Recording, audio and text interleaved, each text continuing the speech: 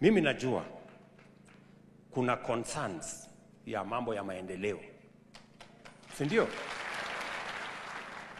Na nyinyi msikuwe na wasiwasi, kwa sababu ilibidi kwanza nipange mambo ya uchumi because we had a difficult time.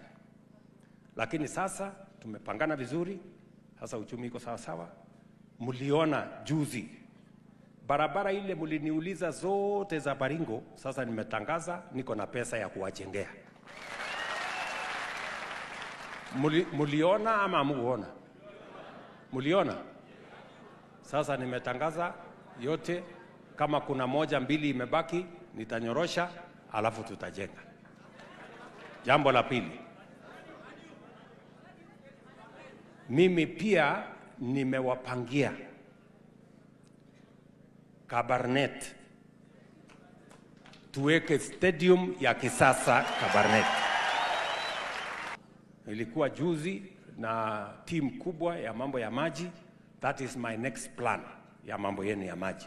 So barabara tumepanga, university iko hapo, maji iko hapo, electrification iko pale, mambo yale mengine yote